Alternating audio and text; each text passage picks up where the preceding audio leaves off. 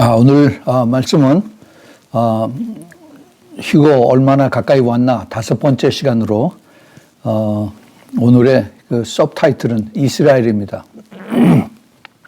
이스라엘을 보고 우리가 우리 신부들이 기다리는 휴거가 얼마나 가까이 왔나 하는 것을 우리가 조명해 보고자 합니다. 지난 주일에 그 미국을 우리가 보고서 주님 오실 때가 심히 가까웠다 하는 것을 제가 말씀을 드렸는데, 오늘은 이제 거기에 대한 또 하나의 그 조명의 그 포커스가 이제 이스라엘로 향한 것입니다. 오늘 말씀은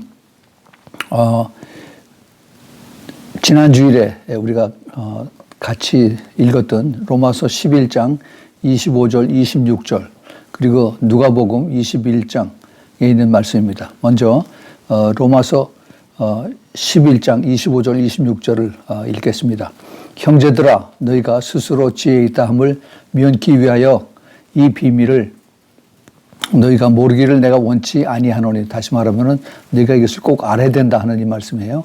이 비밀은 이방인의 충만한 수가 들어오기까지 이스라엘의 더러는 완악하게 된 것이라. 다시 말해서 교회의 수가 주님께서 예비하신, 오직 주님만이 아시죠. 우리 하나님 아시는 교회의 수가 다 찰 때까지 이스라엘의 더러는, 이스라엘의 많은 사람들이 마음이 완악하게, hardened heart, 그래서 마음을 열지 않고 예수를 믿지 못한다 하는 그러한 얘기죠. 그래서 온 이스라엘이 구원을 얻으리라. 그래서 그 다음에 이제 영원 이스라엘이 구원을 얻으리라. 기록된 바 구원자가 시온에서 오사 야곱에게서 경건치 않은 것을 돌이키시겠고. 여기까지입니다. 그리고 누가복음 21장 24절부터 27절까지 저희가 칼날에 죽임을 당하며 모든 이방에 사로잡혀 가겠고 예루살렘은 이방인의 때가 차기까지 이방인들에게 짓밟히리라. 1월 성신에는 징조가 있겠고 땅에서는 민족들이 바다와 파도의 우는 소리를 인하여 혼란한 중에 곤고하리라.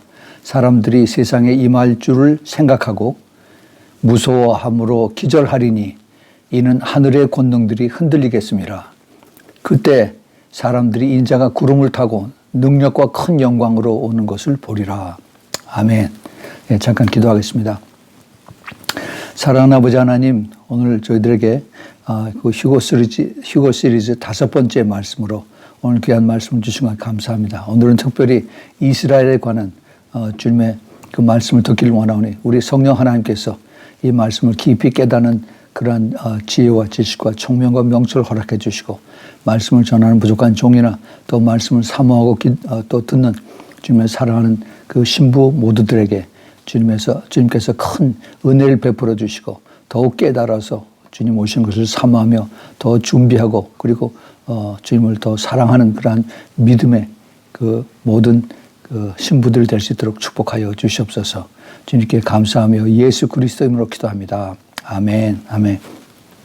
오늘 이 말씀은 지난 주일에 미국에 대해서, 미국이 이제 그 주님 오시는 그 예수님 공중에 재림하시는 그것을 우리가 증거하는 그런 것을 사인으로 볼 수 있는 그 말씀을 똑같이 오늘 읽었던 로마서 11장 25절 26절의 말씀을 우리가 같이 나눴습니다. 왜 똑같은 말씀을 미국과 이스라엘을 같이 우리가 이것을 사용하느냐? 왜냐하면은 오늘 이 말씀 25절, 특별히 25절에 이 비밀이라고 그랬어요. 비밀이 뭐냐면 이방인의 충만한 수, 즉 교회가 그 수가 꽉 차기까지, 그 교회에서 그 수가 차는 것은 몰라요. 우리 하나님만 아십니다. 그런데 그 수가 점점 차오면은 그 동안까지 이제 이스라엘이 많은 사람들이 마음이 완악하게 되는데, 이제 그 수가 다 참으로 인해서 그들이 완악한 마음이, 딱딱해진 마음이 이제는 풀어지면서, 그래서 이스라엘 사람들이 이제 그들이 닫혀진 눈이 열리고 또 닫혀진 귀가 열려서, 그래서 자기네들이 배척하고 그다음에 자기네들이 믿지 않았던 메시아, 즉 예수 그리스도를 믿게 되리라 하는 그런 말씀입니다. 그래서 이것이 지난 주일에는 우리가 미국을 상징해서 그 이방인의 교회를 이제 그 미국을 상징한 그런 것으로 우리가 받아들였고, 또 오늘은 이제 이방인의 수뿐만이 아니라 그 다음에는 이제 이스라엘에 대한 하나님의 계획, 이것을 우리가 이 말씀에서 같이 찾아보면서 이제 주님께서 이방인과 그 다음에 유대인들을 구원하시기 위한 계획이 얼마나 가까웠다 하는 것을 우리가 여러 또 다른 말씀을 통해서 우리가 찾아보도록 하겠습니다. 오늘 우리가 말씀 하나 더 이렇게 애드업한 것은 누가복음 21장 24절에 있는 말씀인데, 이건 굉장히 중요한 말씀입니다. 우리 사도 누가가 주님의 그 마지막 때 메시지를 마태복음에서는 24장, 그 다음에 마가복음에서는 13장, 그리고 누가복음에서는 사도 누가가 17장하고 21장에 주님의 마지막 때 그 메시지를 이제 여기 기록한 것을 우리가 볼 수 있습니다. 근데 그 중에 21장 24절부터 보면은 저희가 칼날에 죽임을 당하며 모든 이방에 사로잡혀가겠고, 이게 저희가 누구냐? 저희는 이스라엘 사람들이죠. 유대인들입니다. 유대인들이 칼날에 죽임을 당하고 또 모든 이방에게 사로잡혀가겠고, 예루살렘은 이방인의 때가 차기까지 이방인들에게 밟히리라 그랬습니다. 예루살렘은 성경에서 그 거룩한 성이라고 그러죠. 거룩한 성, Holy City. 이스라엘의 템플이 있는, 하나님을 경배하는 그러한 그 모든 예배 장소가 예루살렘인데, 그 예루살렘을 이방인들이 거기를 다 차지했다는 겁니다. 그리고 이방인들에게 짓밟혔다는 거죠. 오랫동안 그렇게 됐습니다. 언제부터 언제까지? 예수님 승천하시고 난 다음에, 그 다음에 이제 그 교회가 예루살렘에서 생겨서, 그래서 이제 성령을 받고 난 다음에 이제 전 세계로 퍼져나가죠. 그리고 AD 70년에 그 로마의 그 디도 장군이 예루살렘을 다 완전히 그 파멸시키고, 그 다음에 그 성도 다 그 돌 하나도 위에 그대로 남아있지 않고 다 주님께서 말씀하신 대로 다 이제 무너집니다. 그래서 예루살렘이 완전히 그 destroyed 되고, 그 다음에 유대인들은 이제 예루살렘에서 이스라엘에서 다 퍼져나가서 뿔뿔이 나라 없는 민족으로 이스라엘 사람들이 전 세계로 퍼져나갑니다. 그래서 그것이 2000년 동안 계속이 됐어요. 그 2000년 동안 이 말씀이 그대로 이루어진 겁니다. 어떤 말씀이 이루어졌느냐? 예루살렘은 이방인의 때가 차기까지 이방인들에게 짓밟혔다는 겁니다. 짓밟혔어요. 그랬습니다. 그런데 이것이 끝이 났어요. 이방인들에게 예루살렘이 짓밟히는 것이 끝이 났습니다. 언제 끝이 났느냐? 1967년 6월 7일 이후부터 예루살렘이 다시 이스라엘 사람들에게 회복이 된 이후부터는 이 말씀이 더 이상 그들에게 해당이 되지 않습니다. 그런데 그보다 더 큰 그 하나님이 이스라엘에 대한 징조는 1948년 5월 14일 날 이스라엘이 2000년 만에 독립이 된 이것이 가장 큰 사인이죠. 가장 큰 사인. 우리가 성경을 우리가 자세히 보면은 하나님께서 이스라엘 백성들을 어떻게 하나님이 택하시고, 그리고 또 사랑하시고, 또 은혜를 베푸시고, 또 때로는 회차리를 때려가면서 이스라엘 백성들을 하나님이 인도해 오셨나 하는 것이 성경에 쭉 다 나옵니다. 그 구약에 있는 하나님의 말씀, 하나님이 아브라함의 후손, 아브라함과 이삭과 야곱과 그 밑에 있는 12 아들들을 택해서, 그래서 이스라엘의 후손들로 하여금 이제 하나님을 믿는 아브라함의 약속의 씨앗들을 통해서 계속 내려옵니다. 이제 그것이 그 사람들이 하나님의 말씀을 받아서, 모세로부터 하나님의 말씀을 받아서, 그래서 말씀을 받고 이대로 살아가라라고 했는데, 그런데 이스라엘 백성들이 그 말씀대로 순종하고 살지 못했습니다. 그 하나님의 약속의 말씀은 내가 내 말대로 순종하고, 그리고 내가 따라오면은 그럼 내가 너에게 복을 주고 이방 모든 민족에게 내가 그들의 공격을 내가 막아서 너희들이 안전하게 그리고 풍요롭게 살도록 내가 도와주겠다.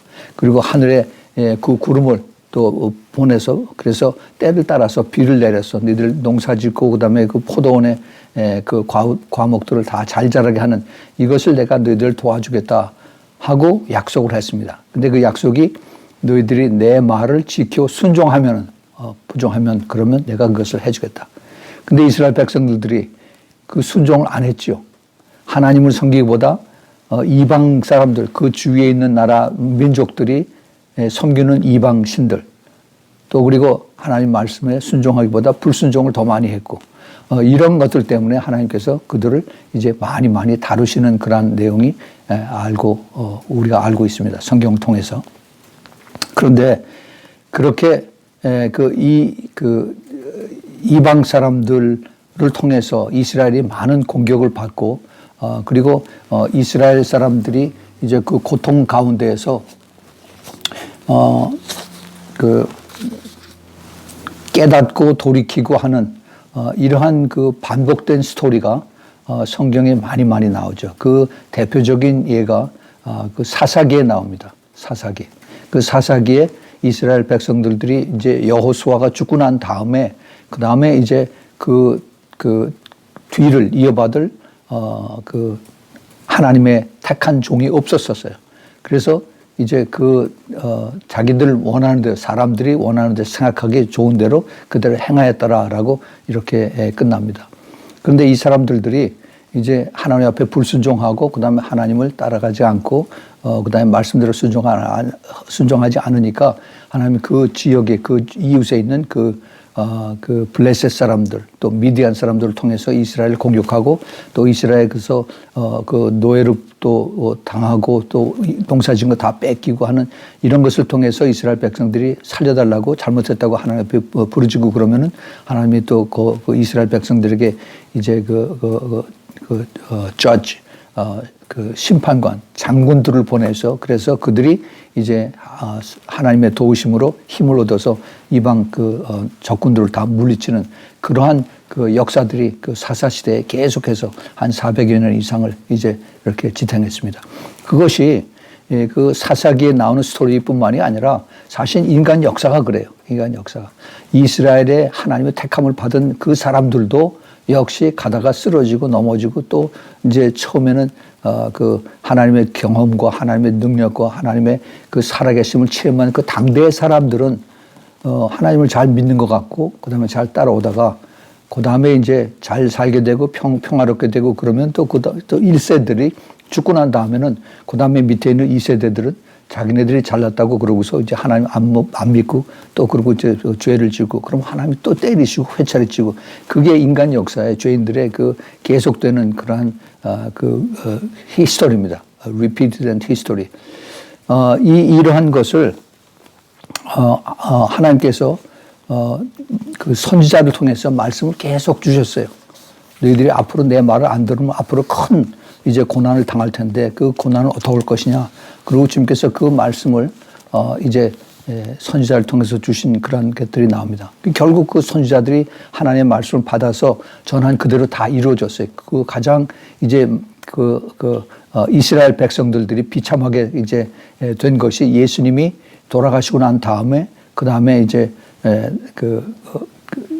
이 땅에 남아있는 그 당시에 그 땅에 남아있던 유대인들 그들이 로마에게 완전히 함락을 당하고 이제 AD 70년에 이스라엘이 싹 완전히 없어지는 거죠. 이스라엘은 하나님의 택함을 받았지만은 그들의 잘못으로 인해서 그 나라와 민족이 완전히 전 세계에 완전히 그냥 다 퍼져나가는 그러한 그 불행과 그다음에 말하자면 저주죠. 그걸 받았습니다. 그러고 2000년 동안을 그렇게 살아왔습니다. 2000년 동안을. 그러다가 하나님께서 때가 되니까 이제 이스라엘을 다시 회복한 이러한 역사가 이스라엘 최근에 그 이스라엘 역사에 다시 나타납니다. 이스라엘의 그 회복이라고 하는 것이 가장 큰 사인이에요. 이스라엘은 인류 역사상에 어느 나라, 어느 민족을 불과하고 나라가 완전히 없어졌다가 그것도 자그마치 2000년 동안을 전 세계 유리방황하고 돌아다니다가 그러다가 민족들이 다시 모여서 그 잃어버린 언어가 다시 회복이 되고 그다음에 그들이 민족과 나라를 세우는 이런 것은 인류 역사상 그런 적이 없었습니다. 그런데 이스라엘은 그렇게 됐어요. 그것이 하나님의 말씀을 그대로 이루어진 그러한 그 징조입니다. 그 말씀이 이사야서 66장 8절과 9절에 있습니다. 나라가 어찌 하루에 생기겠으며 민족이 어찌 순식간에 나겠느냐. 그러나 시온은 구로하는 즉시에 그 자민을 순산하였도다. 예. 하루 만에 나라가 인정을 받았습니다. 하나님 그걸 허락을 하셨어요. 그것이 1948년 5월 14일에 이스라엘이 독립되는 그러한 순간이었습니다. 여호와께서 가라사대 때 내가 임산케 하였은즉 해산케 아니하겠느냐. 내 하나님이 가라사대 때 나는 해산케 하는 자인즉 어찌 태를 닫겠느냐 하시니라. 예, 이 하나님께서 오래전에 말씀하시고 오래전에 마음에 품고 계셨던 것을 이제 이스라엘을 통해서 이루게 하십니다. 그런데 그거로 끝난 것이 아니라 그 이스라엘이 다시 탄생하고 난 다음에 이스라엘이 다시 그 민족으로 나라로 세워진 그 이후에 계속해서 하나님의 말씀이 그대로 더 이루어집니다. 그 다음에 이루는 것이 바로 예루살렘이에요. 아까 제가 말씀을 드렸지만 1967년 6월 6일 그때 이스라엘의 수도였던 그 예루살렘이 모슬렘에 의해서 터키에 의해서 자기네들이 점령당하고 나중에 영국에 의해서 그걸 그 식민지처럼 그렇게 있다가 해방이 돼서 예루살렘이 이스라엘로 돌아오게 되었습니다. 예, 예루살렘이 이스라엘로 돌아오게 된 이것이 그것은 2000년의 역사가 아니라 사실은 2500년의 역사입니다. 그 바벨론에서 포로가 돼서 그래서 돌아온 이후부터 그 예루살렘이 제대로 그 하나님의 백성 이스라엘의 제대로 된 그 수도로서 그대로 그걸 갖추어 있지 못하다가 2500년 만에 예루살렘이 그 홀리시티, 그 거룩한 성이 이스라엘 사람들에게 다시 돌아온 것입니다.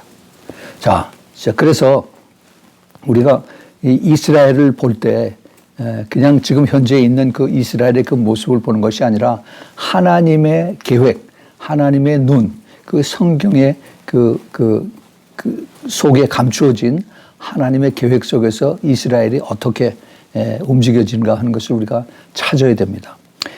이 교회가 생기고 난 다음에 그 교회에서 뭐 여러 가지 교파가 생기고 또 교리가 달라지고 그런데 가장 큰 그 교회의 실패가 무엇이냐면은 이스라엘을 성경에 있는 그대로 이스라엘로 인정을 하지 않고 봐라 이스라엘이 예수 그리스도를 죽임으로 인해서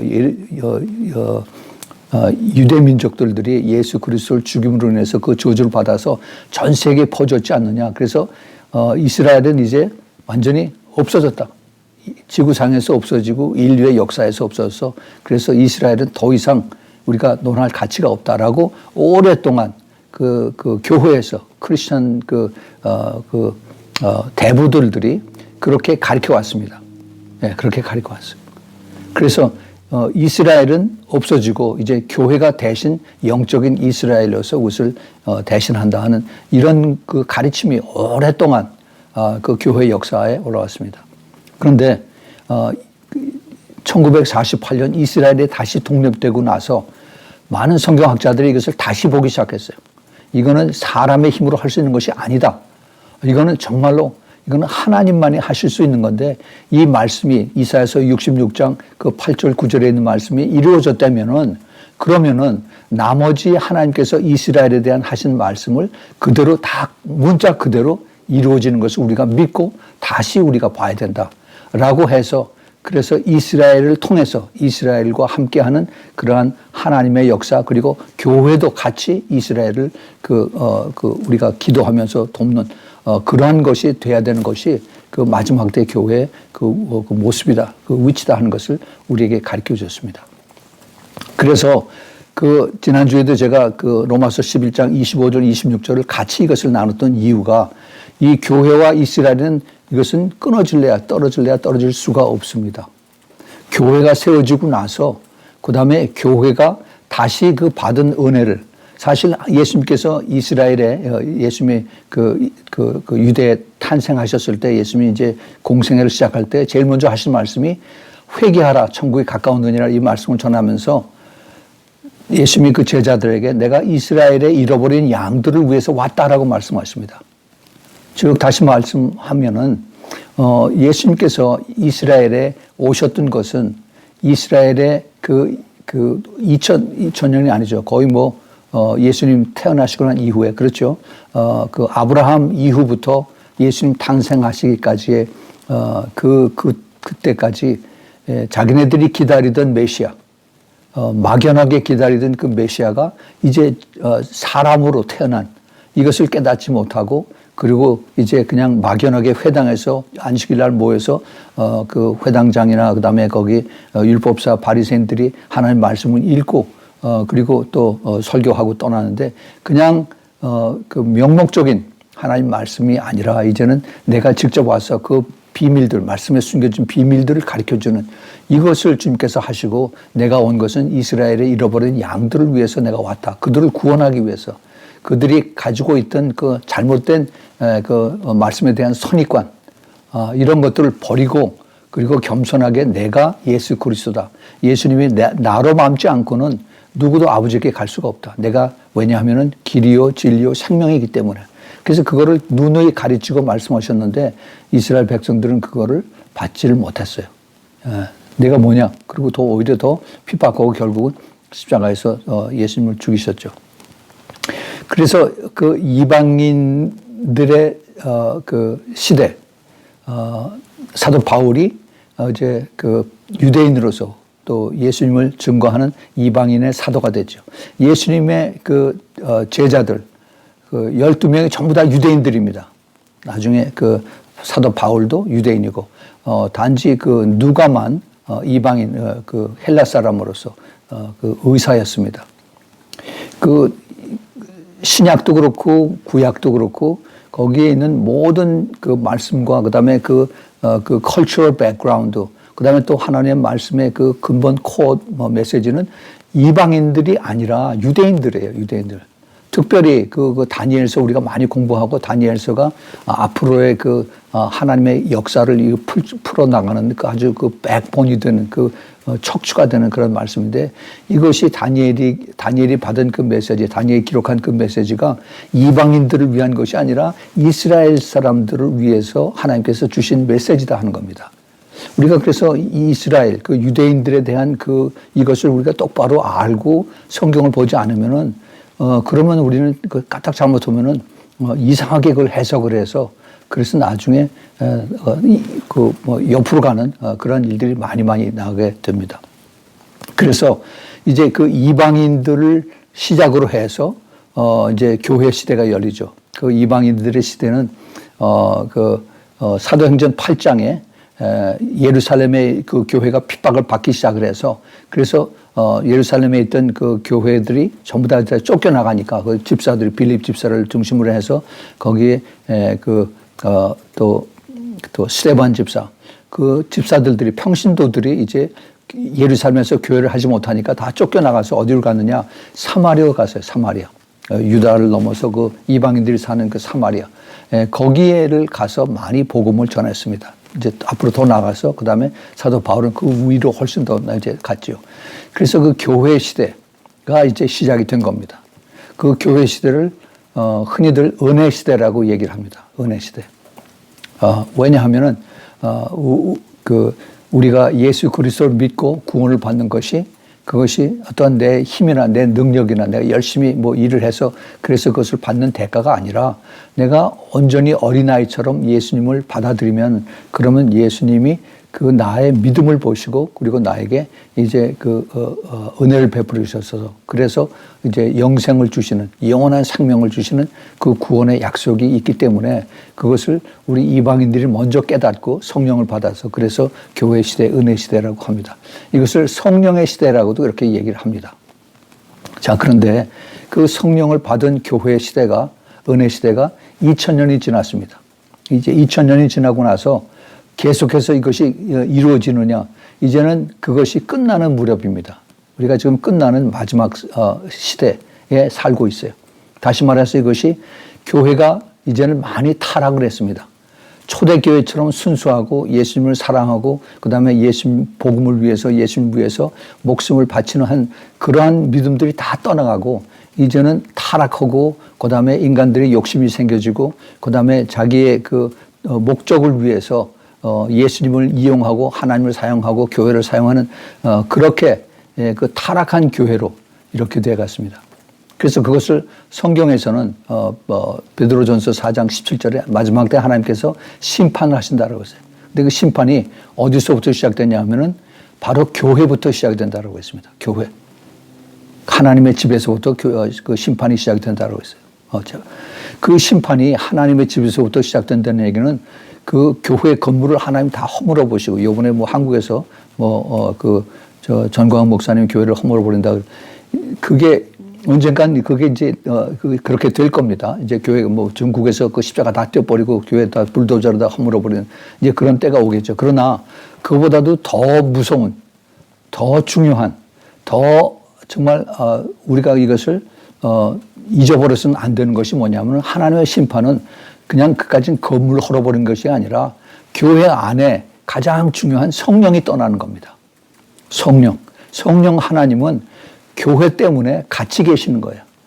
교회와 성령이 같이 있지 않으면 교회가 즉 그 예수님의 신부가 될 수가 없습니다.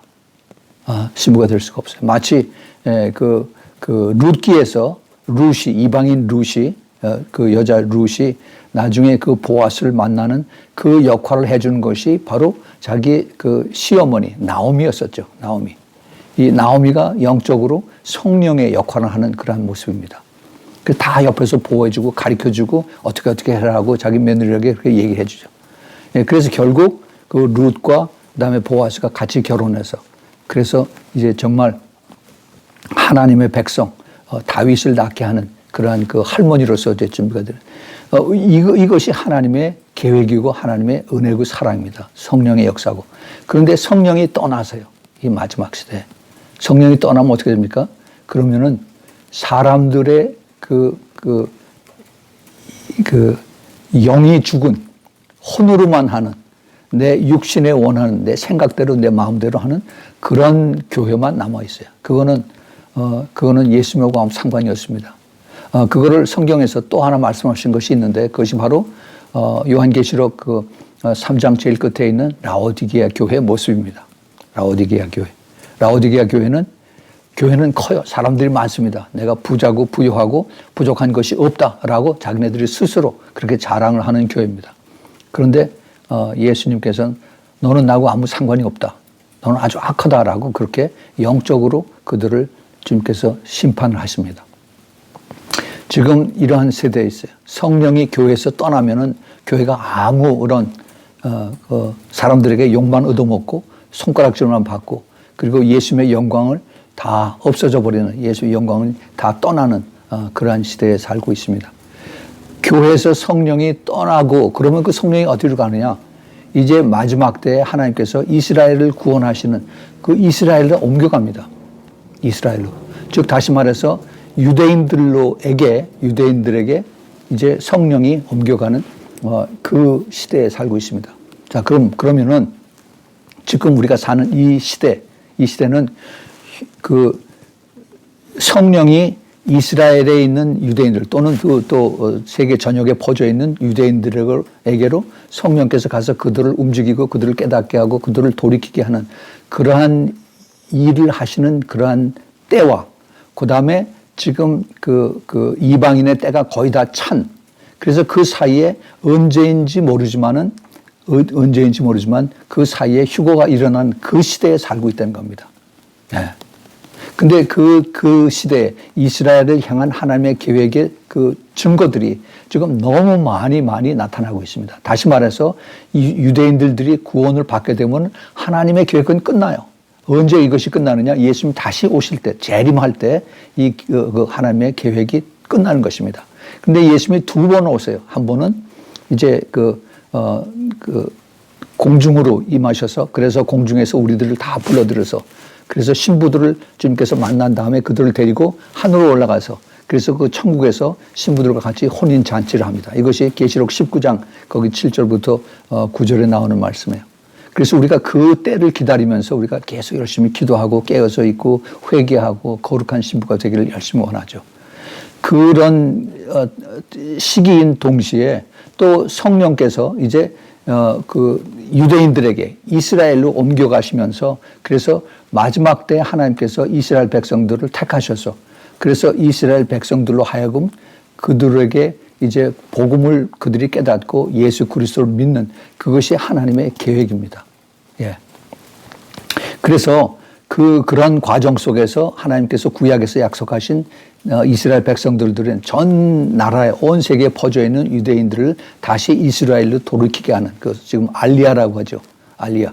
이스라엘 사람들을 다시 이제 그 미국에서 또는 그 러시아에서 그다음에 동굴아파에서 또 때로는 아시아에서 또 아프리카에서 유대인들의 그 후손들이 거기서 계속 살다가 이제 때가 돼서 하나님께서 그들을 이스라엘로 이제 불러오게 하십니다.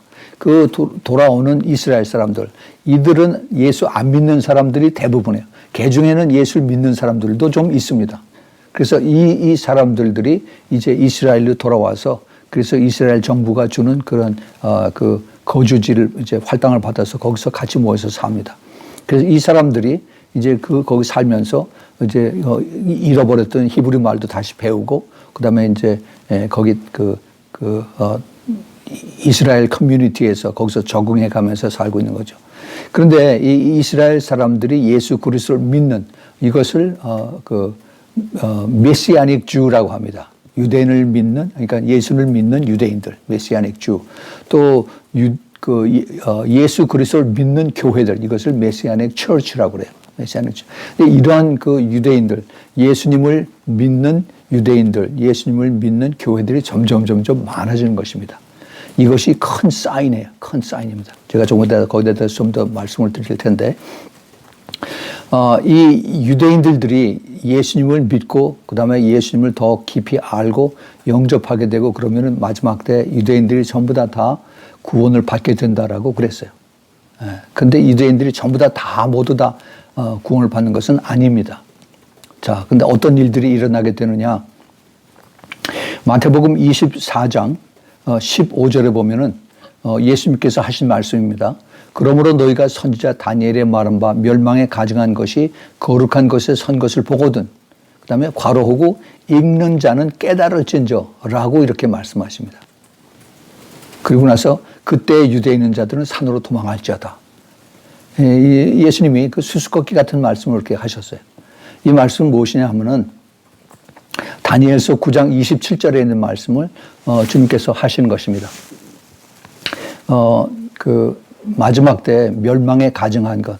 이제 그 데살로니가 후서 2장 3절 4절에 있는 말씀인데 그 불법의 사람이라고 하죠. 멸망의 불법의 사람. 즉 적그리스도가 나타나서 이제 온 세상이 전부 다 살기 힘들어지고 그다음에 전부 다 뭐 정치적으로 경제적으로 모든 것이 혼탁하고 그럴 때 사회적으로 그때 이제 누가 아주 리더십이 강한 카리스마가 강한 사람이 나타나서 모든 사람들이 이제 그를 따르고 할 때 그때가 이제 적그리스도가 나타나는 것입니다. 예수님도 그 말씀하셨어요.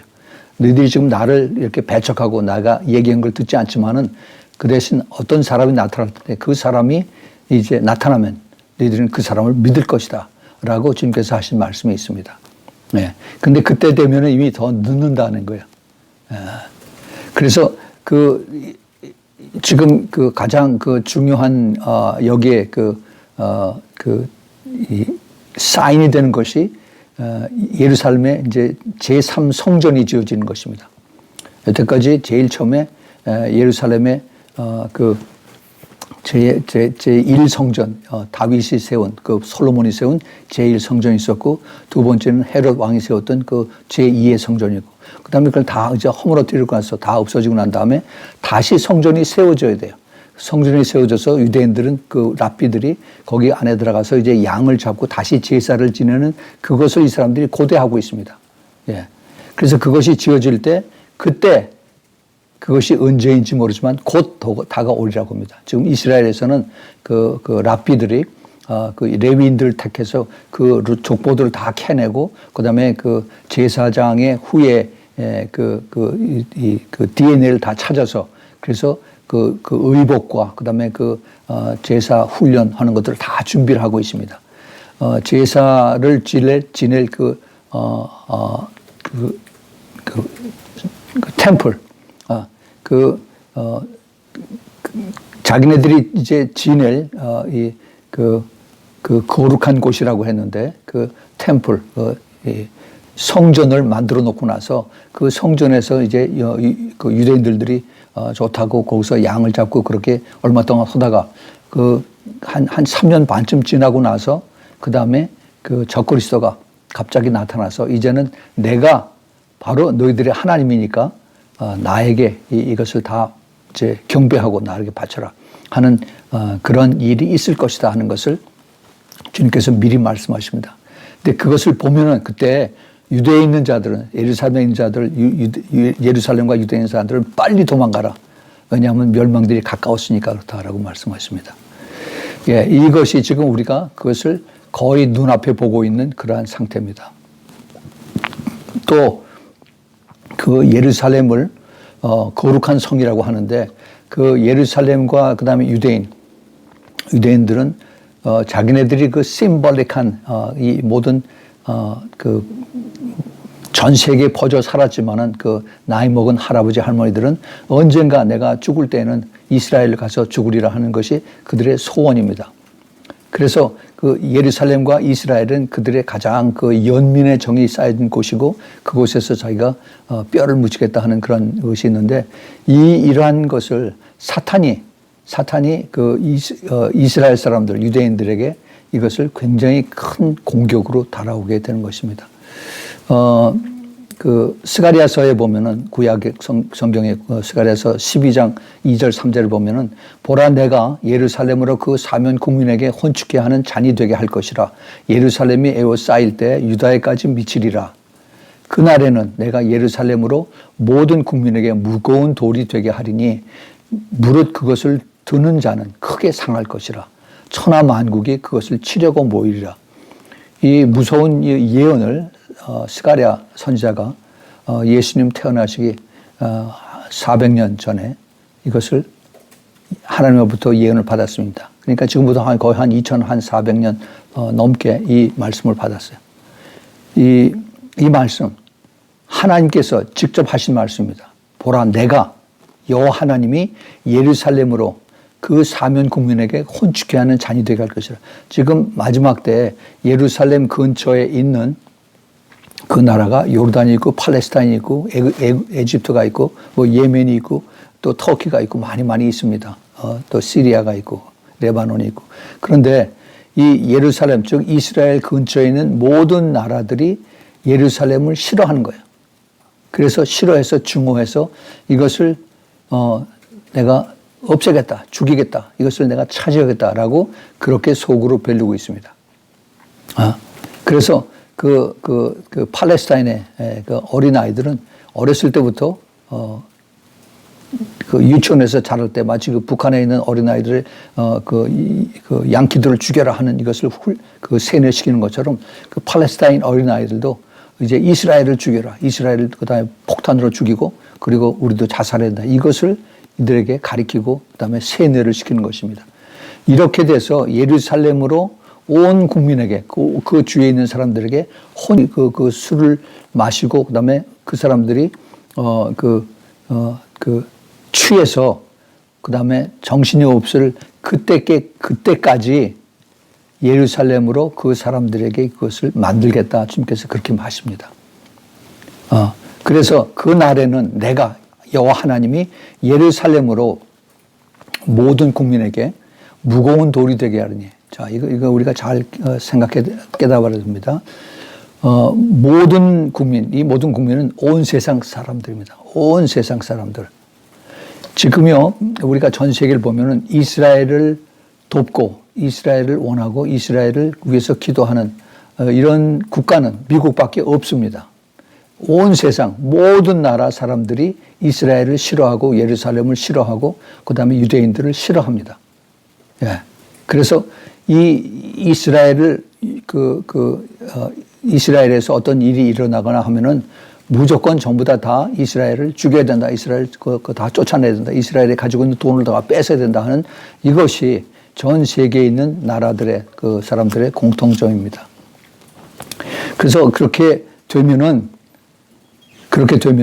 무릇 그것을 드는 자가 크게 상할 것이라. 예루살렘을 무거운 돌처럼 내가 만들겠다라고 말씀하십니다. 그래서 예루살렘을 드는 자, 예루살렘을 공격하러 오는 그 나라에게는 여기 천하만국이라고 그랬습니다. 천하만국이 그것을 치려고, 예루살렘을 치려고 공격을 해 오겠다라고 말씀하십니다. 그러면 예루살렘 그 조그만 도시 하나, 이거를 치려고 전 세계의 모든 국가가 이스라엘을 공격을 하느냐? 그게 아니죠.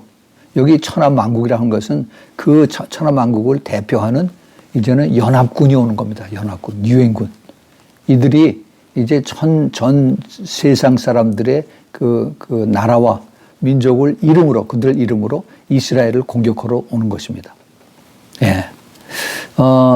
이걸 우리가 잘 깨달아야 됩니다. 그래서 예루살렘이 앞으로 이제 하나님의 백성들을 이끌고 가는 그거에 대한 샘플이 되고, 그 다음에 그 example이 되고, 그리고 그것을 우리가 잘 깨달아야 돼요. 그래서, 이게 이제 이스라엘 사람들이 엄청나게 공격을 많이 당하겠고 죽겠구나.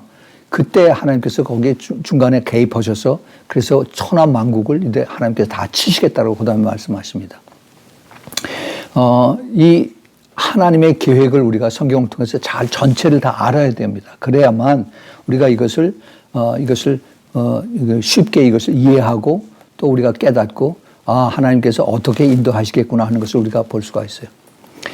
이스라엘 특별히 구약에는 하나님께서 이스라엘에 대한 계획을 많이 전하고 있습니다. 많이 전하고 있어요.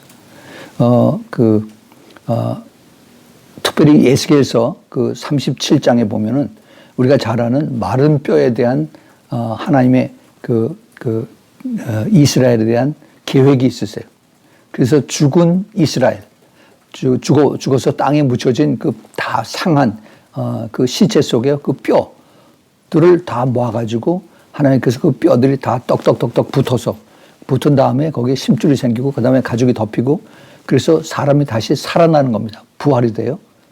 근데 그것이 그로 끝나는 게 아니라 그 죽은 사람이 거기에 혼을 집어넣어서 사람이 살아난 다음에 나중에 그 안에 성령을 부어주셔서 그래서 생기를 가지고 영생을 주는 그것이 하나님의 뜻이다라는 것이 에스겔서 37장에 쭉 나옵니다. 예, 그 과정이 이제 그 아까도 말씀드렸던 알리야라고 하는 전 세계 유대인들을 이스라엘로 다 돌아오게 하는 거죠. 그런데 이 유대인들이 지금 많이 돌아왔어요. 이스라엘에. 그래서 지금 이스라엘에 사는 유대인들이 한 500만, 600만이 되는데 그 500만, 600만 명이 그 사람들이 다 전 세계에 퍼져서 살던 그 사람들이 지난 70년, 80년 이 사이에 이스라엘로 다 돌아온 그 사람들입니다. 그래서 그 유대인들이 이제 이스라엘 벌써 잘 자리 잡고 거기서 이제 살고 있는데 그런데 유대인들이 이스라엘에 돌아왔지만은 아직 예수님을 몰라요. 믿음이 없습니다. 계속 그냥 형식적인 유월절 지키고 그다음에 뭐 오순절 지키고 하는 그런 것들이지 진짜 예수 그리스도를 믿고 자기가 성령으로 거듭나고 죄를 회개하는 이런 것이 아직 없습니다. 그 대신 이 사람들이 그 세큘라 주들, 그 세상적인 유대인들에서 돈 버는 데만 열심을 하고 그다음에 세상 사람들 가는 대로 같이 갑니다. 거기 하나의 그 좋은 지금 example이 뭐냐 하면은 이스라엘의 그 텔아비브 지금 이제 예루살렘을 옮겼는데 동성애자들이 그렇게 많아요, 이스라엘에. 하나님 동성애자들 그 가증하다, 절대로 본받지 말라고 그랬는데, 그런데 그 동성애자들의 총본부가 지금 이스라엘에 있습니다. 하나님께서 그거 기뻐하시겠어요? 점점 이 사탄이 지금 이스라엘을 하나님이 싫어하는 쪽으로 지금 계속 자꾸 몰아붙이고 있습니다. 예. 그래서 지금 이스라엘이 옛날에 하나님께서 그것을 말씀하셨던 아브라함 때에 그것을 가르쳐 주셨던 노아의 때, 롯의 때가 지금 다시 이스라엘에 이것이 돌아가고 있는 것을 보게 됩니다. 예. 그런데 이렇게 지금 유대인들이 다시 돌아오고 있지만은 그들이 불순종해서 그들이 불순종함으로 인해서 다시 하나님의 진노를 또 불러오게 하는 그런 것이 지금 눈앞에 와 있다는 겁니다. 그 반면에 또 소수의 유대인들이 하나님 앞에 순종을 해서 그래서 예수 그리스도를 믿고 그리고 이제 자기네들 동족을 위해서 기도하는 그러한 사람들도 또 이제 많이 생겨나고 있습니다. 지금 전 세계 그 이스라엘 안에 약 한 600만 명이 500만 명, 600만 명이 있다고 그래요. 지금 점차 자꾸 늘어나니까 거의 한 600만 명 되는 것 같아요. 그리고 지금 미국의 유대인들이 지금 한 550만 명, 미국도 거의 한 600만 명 정도 유대인들이 삽니다. 지금 많은 유대인들이 미국에 살면서 다시 이제 그 이스라엘로 돌아가죠. 알리야를 합니다. 또 유럽에 유대인들이 많이 퍼져 있어요. 그들도 이제 이스라엘로 돌아가는 그러한 그 꿈을 가지고 있어요. 그런데 자기네들이 오랫동안 살아왔고 자기네들이 여기에 모든 그 부와 자손들을 다 여기다가 심고 있기 때문에 돈이 있고 자기 그 부동산들이 여기 있어서 여기를 떠나질 못하는 겁니다. 근데 지금 여기 그 흑백, 이 흑인 갈등 때문에 폭동들이 막 일어나고 있죠. 그들이 이제 나중에 더 폭동이 심해지고 그러면은 유대인들도 굉장히 위험해집니다. 그러면 그들도 이제 집 사가지고 이스라엘에 돌아가는 그런데 영향을 끼칠 것이 있다고 저는 그렇게 생각을 하고 있습니다. 그런데 그 이스라엘 사람들이 하나님이 많이 축복을 해주셔서 그래서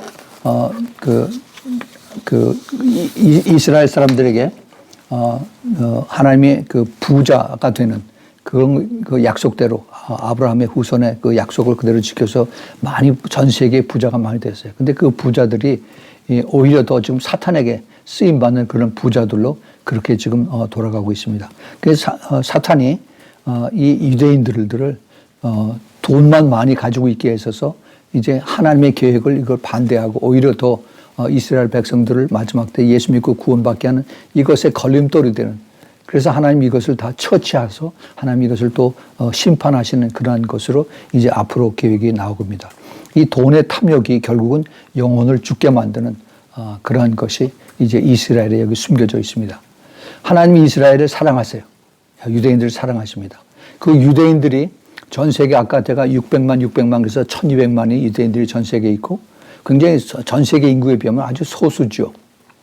그리고 나머지 또 이제 그 유럽과 또 저 남미와 그다음에 또 러시아와 또 동구라파 또 아시아 쪽에 퍼져 있는 것이 한 200만 돼서 모두 다 한 1400만, 1500만 된다고 그래요.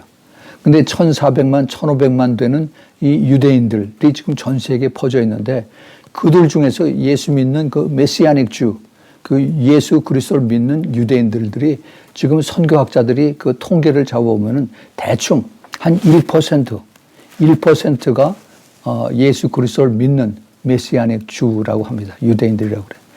여러분 그 1400만, 1500만의 1%면 어느 정도인지 아세요? 1%면은 14만 명, 15만 명 정도 됩니다. 그 무슨 뜻인지 여러분 연결이 되세요? 요한계시록 7장에 하나님께서 그 이스라엘 백성들에게 각 지파 12지파에 12,000명씩 마지막 때 그 14만 4천 명을 모으셔서 그래서 그들로 하여금 유대인들을 복음 전도하는 하나님의 종들로 하나님께서 부르신다고 말씀하셨죠. 그것이 지금 영계에서 아니 실제 그 유대인들 사이에서 이것이 이루어지고 있는 것을 이걸 볼 수 있어야 되는 것입니다. 저희들이 돕는 그 Jew for Jesus, 그 투비아 사르스키 목사님, 그분들이 지금 이걸 열심히 하고 있는데, 제가 그런 얘기를 했더니, 어떻게 그거를 깨닫느냐, 그런 얘기를 하더라고요. 그거를, 이제는 시간이 거의 다 됐다는 겁니다. 이들이, 그 14만 4천 명, 유대인들, 그 친천지의 14만 4천 명이 아니고, 그건 가짜고, 이 유대인들 각 12지파에서 12,000명씩 14만 4천 명 이들이 이제 성령을 받고 그다음에 이제 그들이 해야 할 일들을 깨닫게 되면은 전 세계 퍼져 아니 미국과 그다음에 이스라엘과 전 세계 퍼져 유대인들에게 복음을 증거하러 떠나는 것입니다. 이 사람들이 지금 그런 일을 하고 있어요. 그래서 자기의 목숨을 바쳐서 자기의 동포들, 자기의 형제들, 자매들에게 예수 그리스도의 복음을 전하는 그러한 일들을 지금 벌써 시작을 했습니다. 예, 근데 이것을 사탄이 알고 그렇게 지금 방해를 하고 그리고 이것을 유대인들을 죽이려고 지금 애를 쓰고 있습니다. 그런데 이 하나님께서는 유대인들을 하나라도 더 구원해서 그래서 그들이 예수 그리스도를 믿고 천국을 가기를 원하는 건데 그런데 유대인들이 참 눈이 영의 눈이 닫히니까 돈밖에 안 보이는 거예요. 계속 그냥 내 돈 하고 계속 붙잡고 있으니까 이거를 사탄이 이제 붙들어서 그래서 하나님을 더 믿지 못하게 하는 그런 완악한 마음으로 붙들고 갑니다. 그래서 하나님께서 결국은 이걸 기다리고 참고 계시다가 나중에 유대인들을 다시 또 하나님 심판하시는 그러한 말씀이 스가랴서 13장 끝에 나옵니다. 13장 8절 9절에 유대인들의 3분의 2가 죽습니다. 2차 대전 때 히틀러 밑에서 600만의 유대인들이 그 홀로코스트에서 죽었죠. 근데 그보다 더 많이 죽어요. 여호와가 말하노라 이 온 땅에서 3분의 2는 멸하고 3분의 1은 거기 남으리니. 예. 지금 이 세상에 있는 그 유대인들 중에서 이제 마지막 때, 지금 폭동처럼 유대인들을 죽여라 하는 그러한 이것이 퍼지기 시작하면은 이제 엄청난 유대인들이 죽게 됩니다. 전 세계 1,400만, 1,500만의 그 유대인들 중에서 3분의 2가 죽습니다. 죽어요. 나머지 3분의 1, 거기 9절에 내가 그 3분의 1을 불 가운데에 던져 은같이 연단하며 금같이 시험할 것이라. 예. 그 나머지 3분의 1. 그러니까, 1,000만 명은 죽고, 나머지, 400만, 500만, 이 유대인들이 남는데, 이 사람들도 그냥 온전히 그냥 편안하게 이 사람들이 구원을 받는 것이 아니라, 이 사람들을 불 가운데에 던져서 은같이 연단하며 금같이 시험할 것이라. 그들이 내 이름을 부르리니, 그때 예수님을 찾게 됩니다. 내가 들을 것이며 나는 말하기를 이는 내 백성이라 할 것이요 그들이 말하기를 여호와는 내 하나님이시라 하리라. 그들이 그때서야 자기네들이 찾던 메시아가 예수 그리스도이다 하는 것을 깨닫게 되는 것입니다. 자, 우리 인간들이 그래요. 우리 인간들이 이 죄라고 하는 이 DNA를 다 가지고 있습니다. 예수 믿는 사람들이나 유대인들이나 모두 다 죄인들인데, 근데 이 죄인들의 특성이 예수 그리스도를 믿으라고 그렇게 옆에서 권고하고 교회 가세요, 예수 믿으세요 하고 좋은 얘기를 하면 안 듣습니다. 그게 죄인들의 특성이에요.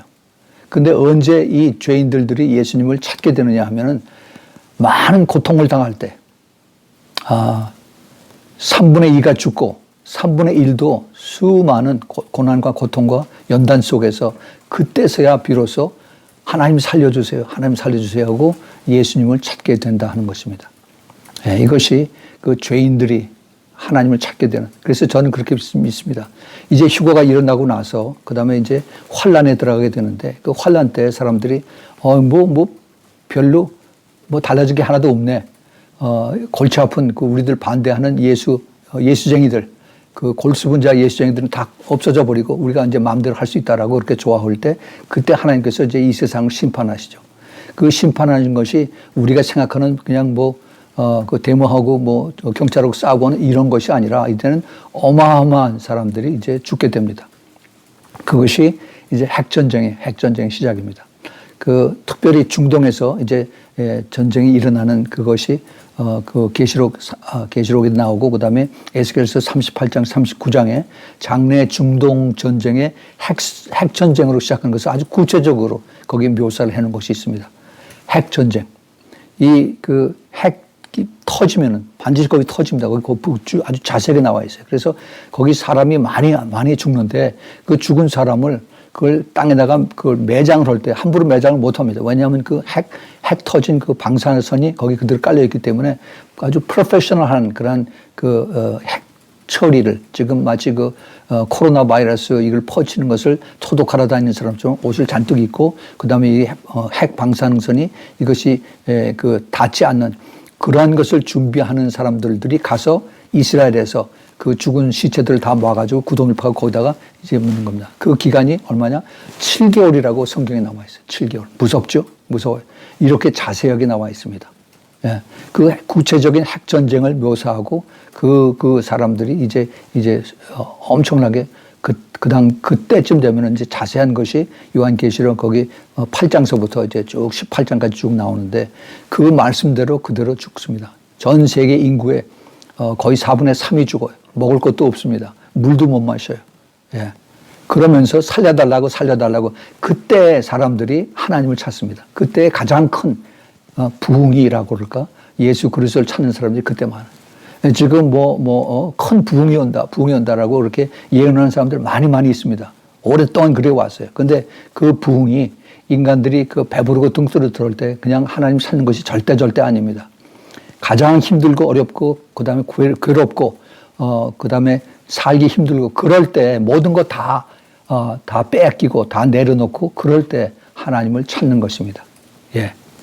이것이 하나님께서 세상에 있는 거 다 내려놓고 나서라도 내 생명을 구원해서 생명을 영원히 그 영생을 받으면 그것이 축복이라는 것을 그들에게 가르쳐 주는 것입니다. 성경에 보면은 그 하나님께서 이스라엘 백성들을 구원할 때 그 온 세상을 심판하시지만 이스라엘의 남은 자들 그 심판하시고 그다음에 핵전쟁을 터뜨리고 거기서 남은 자들 그 남은 자들만 구원한다라고 주님께서 말씀하십니다. 그 남은 자들. 예, 그러니까 그 남은 자들은 이루 말할 수 없이 고난과 고통과 그 고생을 통해서 그걸 통과해서 살아남은 자들이죠. 예. 이것이 이 마지막 때에 일어나는 그러한 일이다. 그래서 아까 제가 읽었던 누가복음 21장 25절에 보면 25절서부터 28절에 1월 성신에는 징조가 있겠고 땅에서는 민족들이 바다와 파도의 우는 소리로 인하여 혼란한 중에 곤고하리라.